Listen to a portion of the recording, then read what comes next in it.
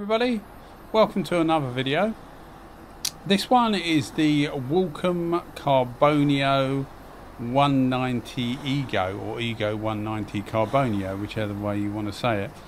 I say the 190 because they actually make an Ego, which is a metal bodied unit rather than the carbon fibre, which this one is.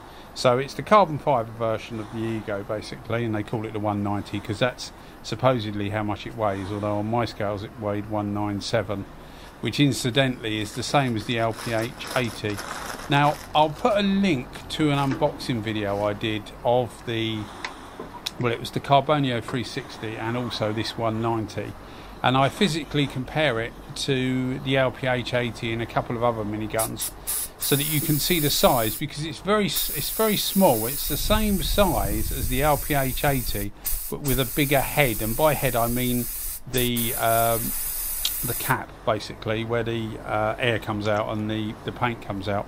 That's about twice the size of the LPH80, maybe even a bit more, but otherwise the rest of the gun is a very similar size. It's more or less the same. As I say, I'll put a link in the description to the unboxing, and you can see them right next to each other and on top of each other, so you get an idea of the size of it. But it is quite small, which to some people will be a pain. Like to me, most of the time it's a pain because I've got reasonably big hands, so you know, it just feels a bit small really. But it's not unusable. It's a bit like the LPH80 really. It's perfectly usable, but just feels a bit small. So if you've got smaller hands, then that may be a plus point to you guys. I don't know. It obviously depends the size of your hands. So that's one thing to note. Another thing I noted, I thought these things are very expensive. They sell for about 370 GB pounds, which in US money is somewhere, US dollars is about 500 US dollars at the moment. So they're very expensive. They're the same sort of price as the DV1S. So obviously in my head, I'm looking at the DV1S thinking this is a direct competitor. Which one is better? And I think a lot of people will be saying that.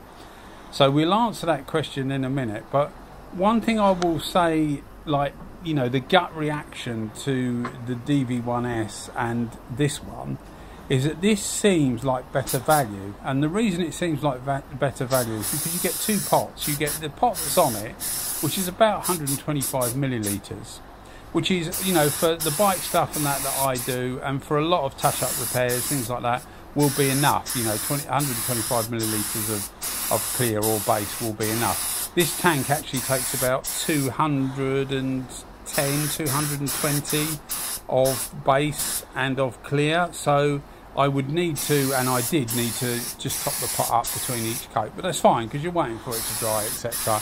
As long as you're not in a hurry, you know, it's no problem just topping the pot up. So it comes with a 125 millilitre one, but it also comes with one that's, I think it's about 70 millilitres, maybe 80, but it's quite small.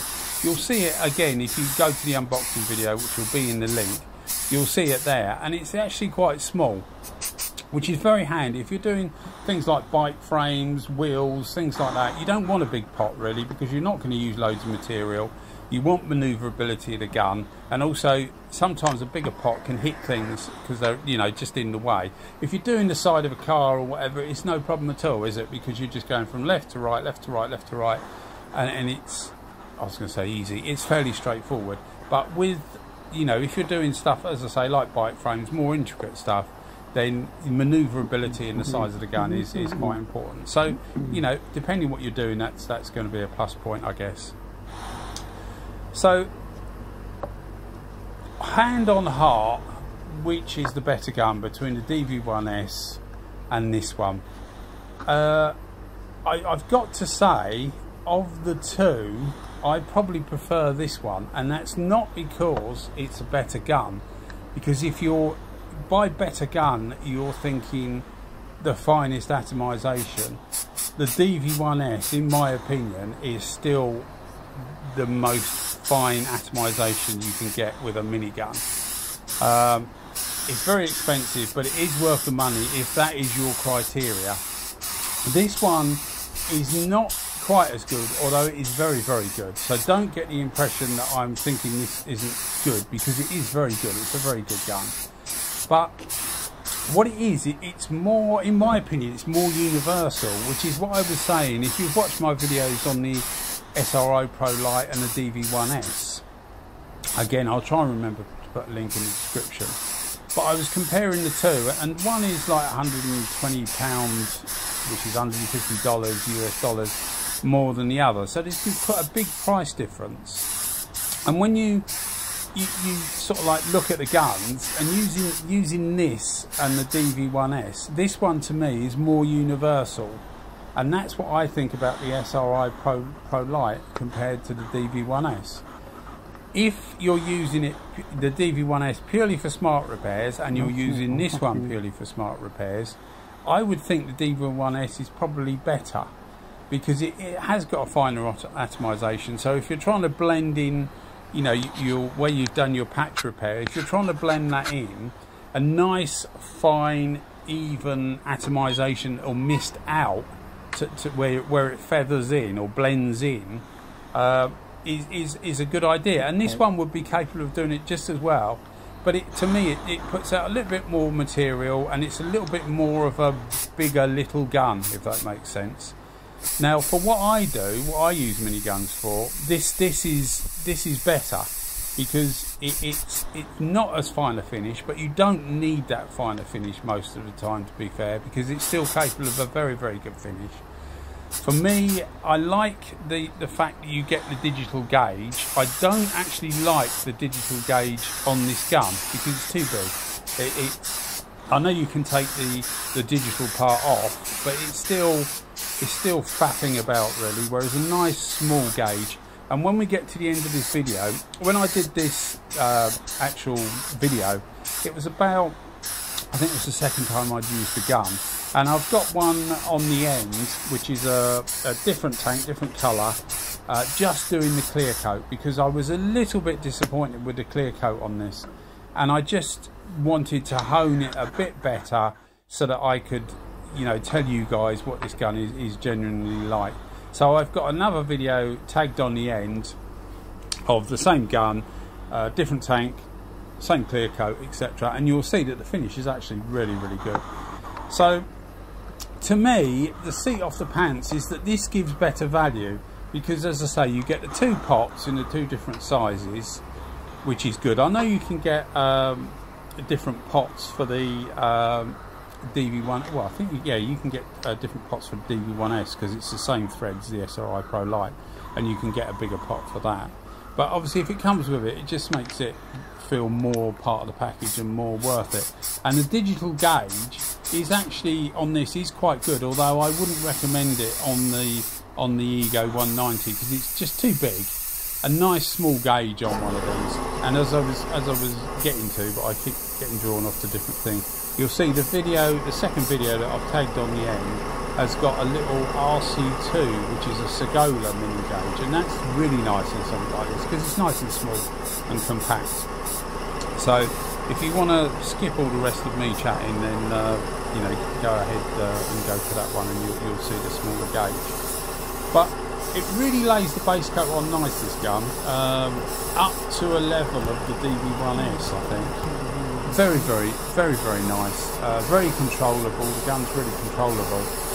For clear coat, I used it flat out. So it's basically for base coat, it's 1.8 bar for base and 2 bar for clear. In the second video, I used it at 2.1 bar, and it does give a better result. One thing I will say about this is the temperature was actually 7 degrees, which is about 44 degrees Fahrenheit. So it's very cold to be doing clear coating, because I've warmed the clear coat up, I've warmed the tank up, but it still doesn't take away from the effect.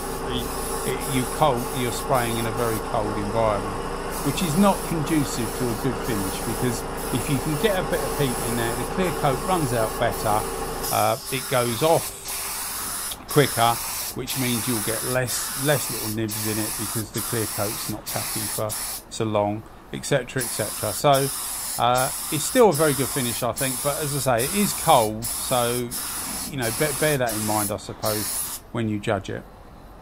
But yeah, I've been very, very impressed with the gun, and as I say, I think it's a much more universal gun than the DV1S, in my opinion, because it's if you're the sort of chap that wants to do like bike tanks, fairings, mudguards, things like that, and then do some smaller stuff, this is ideal, because I think the DV1S is just a little bit, just a little bit too slow and a little bit annoying with some of the bigger stuff. As I say, it's got the finest finish of any minigun, I think. So if finish is purely what you're interested in, you're not worried about anything else, and I appreciate there's a lot of people like that, then you know that's what you need.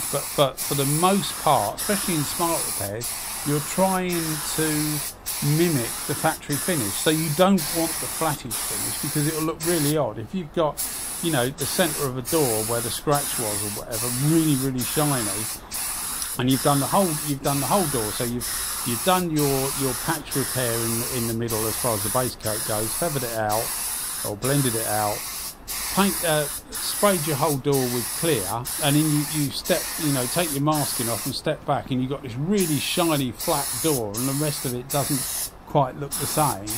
It's going to look, even though it matches colour-wise, it's going to look like a repair anyway.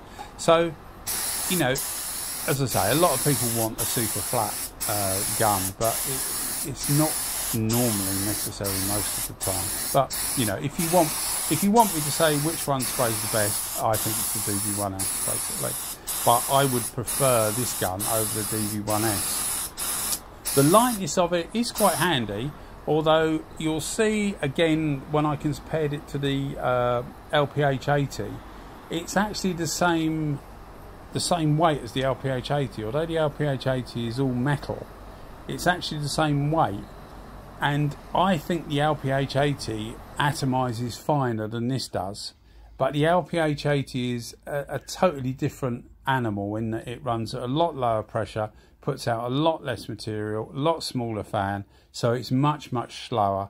So if you're doing smaller stuff, it's ideal. Like things like bike frames, you can see there's a reasonable bit of peel on here. If you look at where the lights are, that's where you get your peel. It can, I don't normally, as I said before, I don't normally take them outside that much, because when you do, they just glow in the natural light, and you can't really see the orange peel anyway. But if you look in the strip lights, that's where you can see the peel, and you'll see the second tank coming up where we did the clear coat, and it's come out much better. Oh, well, it has come out much better, but it's not the be all and end all. But as we talked about the LPH80, they're physically the same size, but these are totally different guns. This one puts out much more material. As I say, it's got a much bigger fan, and it's much more capable of doing other tasks. So as a good quality all-round minigun, I would say this is very good. Very good. Is it worth more than the SRI Pro Lite? Probably, because it gives a slightly better finish, although you can make it up with the SRI Pro Lite if you want to, or Pro Lite S as it's called now. You can make that little bit up, but if you're in the position where you're going to be flattening and polishing anyway, it doesn't make much difference, because you're just going to flat it and polish it, so it can all look good. Obviously all the stuff I show you is straight off the gun, none of it is doctored in any way, because it would be absolutely pointless of me doing a spraying video and telling you how good a spray gun goes and then showing you a picture of a tank that's been polished. It's an absolute waste of time for everybody. So all the finishes are off the gun, so what you see is literally what you get. Now I'm using a relatively cheap clear coat. It's a U-Pole 2080. So the clear coat is not doing it any favours at all. It doesn't run as well as some of the better quality stuff. You can still get good results with it, and for me, a lot of it is just purely practicing. I'm just doing it to test products, because that's what I really enjoy, seeing how different spray guns work and all that. That's my hobby, so to speak. So I don't need to use the good stuff. I have got some good stuff actually that I will get around to using more often, but most of the time I don't bother. Now this is what I was saying about the little Segola gauge. Now that's a really nice gauge, and I've just upped the pressure by 0.1 of a bar, which is from about 29 psi, which is 2 bar, to about 30, just over 30, and it has made enough difference just to give you a better, flatter finish. And certainly, as I say, now I'm narrating this video. The first video you saw was the second time using the gun. This one is about the 8th time using the gun, and I've got much more used to it, and it's a cracking little gun.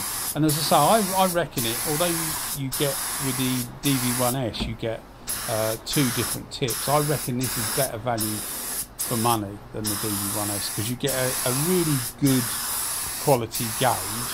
And as I say, I reckon it's quite limited as to the use on this actual gun, but it's great for your other guns, you know, if you've got other guns, so it's great for that. And it's just to me, it just seemed when you open the box, the gut feeling was that it represented better value. So I hope you enjoyed the video. We're nearly to the end of it, so it's just a couple of things I wanted to say. There seems to be less overspray with this as well, compared to some, not compared to the LPH 80. One thing I would say is if you're doing things like bike frames and things like that, where the stuff is more tubular, admittedly angled tube, but you know, some of it's round, some of it's angled, but it's more tubular, I would think a better gun for that, well I know, but you know, that's me, is the LPH 80, because you don't need loads of material on. It gives a really fine spray. It's like a little DV1S, the LPH 80, and it's a lot cheaper as well. So doing bike frames and things like that, I would put my money on the LPH 80. And a lot of people will know that I often dislike the LPH 80, and it's not because it's for no other reason really than it is incredibly slow when you're doing things like this. And it's, you know, it's just something that you think about, but it's horses for courses. And certainly for things like bike frames, if you're doing that, I would recommend the LPH 80 over one of these. But as you can see, that's a better result, much better finish, hardly any peel at all if that's what you're after. So it's perfectly capable of doing that, and it does it with much more speed than the DV1S. And as I say, in my head, I'm thinking this is a direct competitor to the DV1S, simply because it's a minigun and it's 375 or 385 pound. So loads and loads of money. So you have to, you know, you really want it to warrant it. But anyway, guys, I hope you enjoyed the video. This really is the end now. Just to say thank you to all the subscribers and that. And if you've liked what you've seen, give us a subscription. It just helps to bump us up on YouTube search results. All right, guys, thanks very much. Bye-bye.